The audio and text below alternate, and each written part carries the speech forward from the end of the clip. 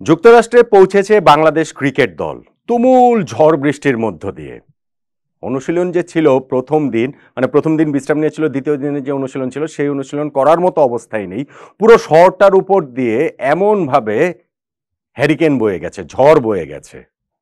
এখন ২১ তারিখ থেকে যে যুক্তরাষ্ট্রের বিপক্ষে ৩ ম্যাচে টি-20 সিরিজটা বাংলাদেশ খেলবে, ওয়ার্ল্ড কাপ প্রস্তুতির শেষ অংশটা, সেই সিরিজটা কি আদৌ হবে? অন্ততপক্ষে প্রথম ম্যাচটা কি হবে? এরকম একটা প্রশ্নের মুখে কিন্তু এসে দাঁড়িয়েছে। কেননা যেই ঝড় হয়েছে ওই টেক্সাসের হিউস্টন শহরে, আমাদের ম্যাচের যে ভেন্যুটা, সেই প্রেরিভিউ ক্রিকেট কমপ্লেক্সটা একেবারে লন্ডভন্ড হয়ে গিয়েছে। যুক্তরাষ্ট্রের মাঠটা, ধরেন এই মাঠটা আমি ছবি দেখলাম যে আসলে বেসিক্যালি একটা মাঠ, খোলা একটা মাঠ।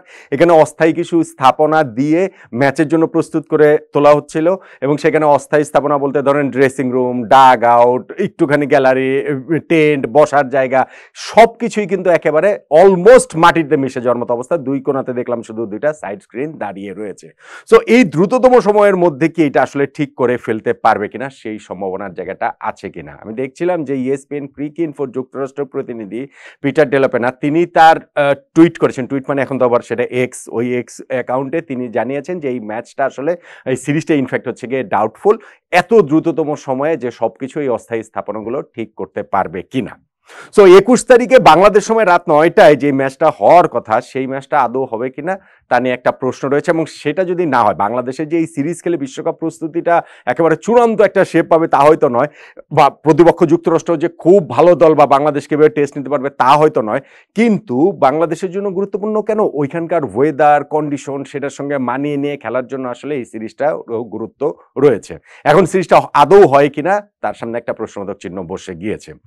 এই ৩ ম্যাচের সিরিজটার পরে বাংলাদেশ ২টা আরো ম্যাচ খেলবে, সেইখানেও প্রথম ম্যাচটা যুক্তরাষ্ট্রেরই বিপক্ষে ২৮ তারিখে, এবং ১ তারিখে ভারতের বিপক্ষে ম্যাচ। ওই 2টা ম্যাচের সঙ্গে এই ৩ ম্যাচের একটা পার্থক্য রয়েছে। এই ৩ ম্যাচের সিরিজ হচ্ছে গিয়ে প্রপার টি-20 ম্যাচ, টি-20 স্ট্যাটাস পাবে, কিন্তু ওই যে 2টা ম্যাচ বললাম, যুক্তরাষ্ট্রের বিপক্ষে একটা ম্যাচ এবং ভারতের বিপক্ষে একটা ম্যাচ, সেগুলো কিন্তু আসলে টি-20 স্ট্যাটাস পাবে না। কেননা ওগুলাতে হচ্ছে গিয়ে আপনি বিশ্বকাপ দলে থাকা ১৫ জন ক্রিকেটারকেই খেলাতে পারবেন, সবাইকে বাজিয়ে দেখার সুযোগ রয়েছে।